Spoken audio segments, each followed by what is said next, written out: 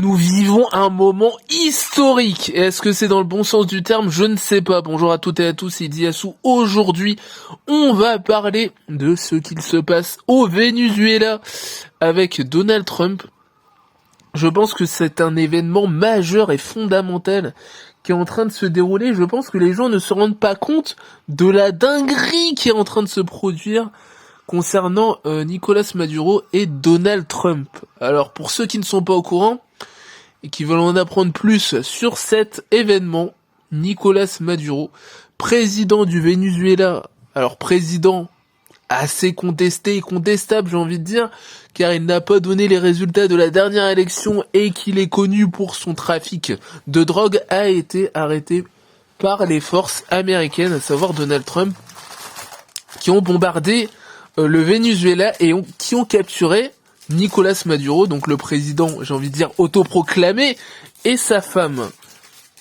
Vous allez me dire, c'est une bonne chose hein, d'arrêter un dictateur, oui, mais vous allez voir, c'est plus compliqué que ça en fait. C'est plus compliqué que ça parce que Nicolas Maduro est un président.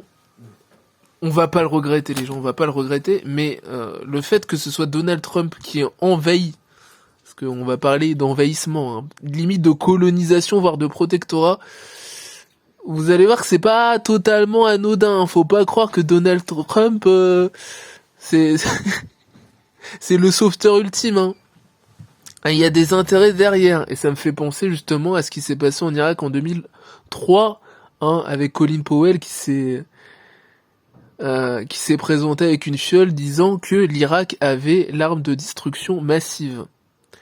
Faut savoir qu'au Venezuela, ils ont des puits de pétrole, beaucoup de pétrole, beaucoup d'argent, colossal, et que Nicolas Maduro a quand même réussi, hein, il a fait l'exploit de complètement, j'ai envie de dire faire faillite à son propre pays, alors que le pays est un pays pétrolier. Donc en direct, enlèvement de Maduro au Venezuela, le président vénézuélien incarcéré à New York, sa vice-présidente Delcy Rodriguez assure l'intérim. Ok. Le président vénézuélien est arrivé à New York. Voilà. Donc déjà, première interrogation, qu'est-ce qu'il fait à New York? Donc en fait, les États-Unis sont redevenus le gendarme du monde. Donc ils vont dans un pays dont ils ne sont pas propriétaires, hein, de ce que je connais de l'histoire, ils ne sont pas propriétaires, c'est pas un département des États-Unis, le Venezuela, c'est un pays indépendant. Donc, ils ont bombardé un pays indépendant, ils ont capturé le leader, et ils vont juger le leader, le président, c'est quand même un président, ils vont juger le président aux États-Unis. Première interrogation, pourquoi? Qu'est-ce qui se passe? Vous êtes les boss du monde, en fait, les États-Unis, c'est ça? Où il devrait être inculpé pour trafic de drogue.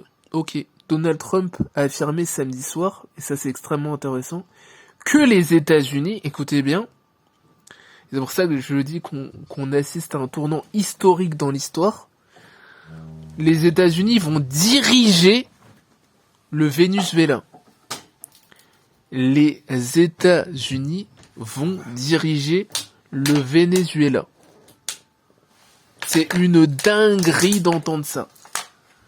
Hein, je le rappelle encore, le Venezuela est un pays indépendant. Dirigé par un dictateur, certes, mais un pays indépendant. Donc, on est arrivé au point où les États-Unis peuvent contrôler n'importe quel pays du monde, alors. Vous vous rendez compte s'ils avaient fait ça en France? Alors, si Donald Trump, il avait bombardé la France, il avait capturé Macron, et qu'il aurait dit, à partir de maintenant, on va diriger la France. Les États-Unis vont diriger la France. Ah, ok. Parce que les gens, il y a plein de pays où il y a des dictateurs. Hein. Que ce soit en Afrique, au Moyen-Orient, il y en a plein. Pourtant, Donald Trump ne fait rien dans ces pays. Mais bizarrement, le Venezuela, hein, où il y a plein de pétrole, bizarrement, là, ça l'intéresse. Et y installer des compagnies pétrolières américaines. Voilà. Donc si vous voulez savoir pourquoi Donald Trump a kidnappé le président Maduro et a bombardé le Venezuela, c'est pas parce que c'est le justicier ultime Donald Trump, hein. C'est juste parce qu'il a vu du pétrole au Venezuela et qu'il a dit bon, il y a du pétrole, et si on prenait le pétrole pour gagner encore plus d'argent et s'enrichir encore plus, hein, et comme justification on va dire, eh mais il y a un dictateur là, ah, il fait quoi avec le trafic de drogue Maduro? Sauf que ça, le fait qu'il y ait un dictateur dans un pays, il y en a plein. Il y a plein de pays où il y a des dictateurs. Il y en a plein. Et bizarrement, Donald Trump n'agit pas. En fait, et ce qui me préoccupe le plus, c'est de quel droit Donald Trump se permet d'attaquer un pays, de kidnapper le dirigeant. Et comme j'ai dit, même si c'est un dictateur, dans ce cas-là, faudra qu'il le fasse avec tous les pays où il y a des dictatures. De quel droit bombardement, sans l'accord de l'ONU, sans rien. Il a décidé bombardement. Donc il y a des civils qui vont se faire tuer et qui sont morts. Voilà, parce que Donald Trump l'a décidé. Kidnapping du président et de sa femme. Et à partir de maintenant, c'est nous qui dirigeons le pays, en fait.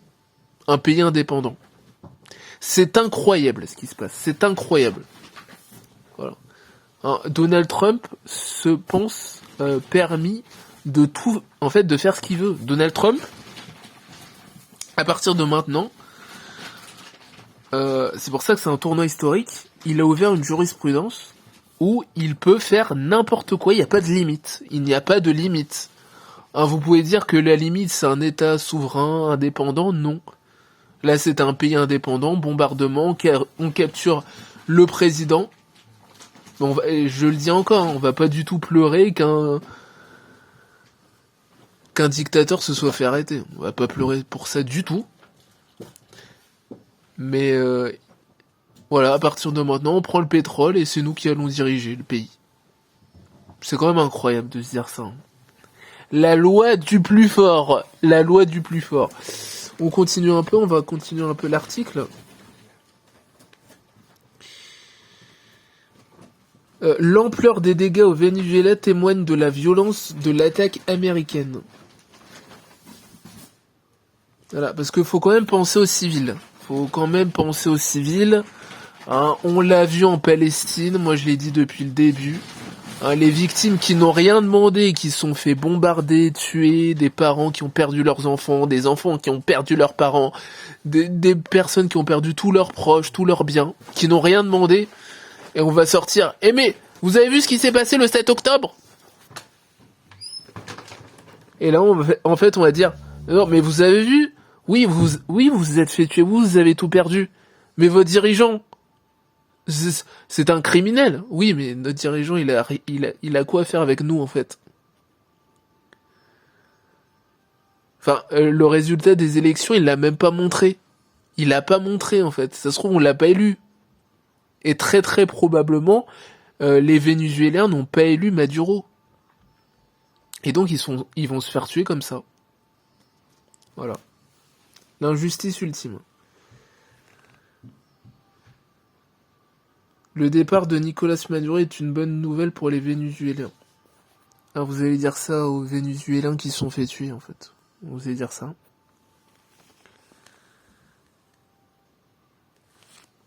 Alors, le chef de la diplomatie française a dans le même temps rappelé que la méthode employée par les États-Unis contrevenait aux pratiques du droit international. C'est ce que je viens de dire.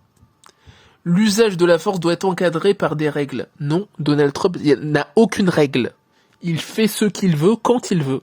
Et ça, c'est une dinguerie.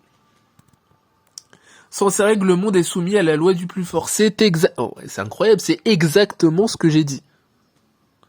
C'est la loi du plus fort. Donald Trump dirige le pays le plus puissant, donc il peut faire exactement ce qu'il veut. Hein, on va envahir un pays, bombarder, diriger le pays. Un pays indépendant. Voilà, prendre le pétrole, exploiter le pétrole, il peut faire exactement ce qu'il veut. Voilà, c'est l'anarchie. La France continuera de défendre ses principes, défendant les déclarations critiqué d'Emmanuel Macron. Monsieur Barrot a assuré que personne n'a cautionné cette intervention américaine et que le chef de l'État exprimait notre ambition pour la suite, c'est-à-dire une transition pacifique et démocratique et que le pouvoir revienne au Venezuela. Bah, le souci, c'est que Donald Trump a dit à partir de maintenant, c'est nous qui dirigeons le Venezuela en fait. Et j'ai envie de dire, vous allez faire quoi ? La France, vous allez faire quoi comparé à Donald Trump ? On est une fourmi comparé à lui. Il se fout de la gueule de Macron à chaque fois. À chaque fois qu'il fait un meeting, il est là, oh, j'ai dit à Emmanuel, hein, Emmanuel voulait me mettre la pression, je lui ai dit, ah, on va te mettre des droits de douane. Après, Emmanuel, il a dit, non, ne fais pas ça, Donald. Don't do this, Donald. Don't do this. Il se fout de la gueule de la France et de Macron, de Donald Trump. Là, on est une fourmi pour eux. Et pour lui. Donc on va rien faire. Donald Trump, il peut faire exactement ce qu'il veut. On ne va rien faire. Personne ne va rien faire parce que c'est le pays le plus puissant du monde. Et en plus, là, le pays va devenir encore plus riche en exploitant le pétrole du Venezuela. Donc c'est catastrophique. C'est catastrophique. En tout cas, dites-moi ce que vous en pensez en commentaire. Voilà. D'un côté, on est heureux parce que le président Nicolás Maduro était illégitime et en plus était un dictateur qui appauvrissait son pays. Mais de l'autre, maintenant, le Venezuela est contrôlé et dirigé par un autre pays. Ce qui est quand même une dinguerie en 2026. Et que les gens ne s'en rendent pas compte, c'est assez perturbant, je dois l'avouer, hein, de se dire que Donald Trump, il peut bombarder un pays, envahir, kidnapper son dirigeant, et dire maintenant c'est nous qui dirigeons le pays. Enfin, on est revenu à l'époque de la colonisation, ou comment ça se passe ? Donc dites-moi ce que vous en pensez en commentaire, abonnez-vous, likez, commentez et partagez au maximum cette vidéo d'utilité publique. On assiste à une énorme dinguerie totalitaire. À la prochaine.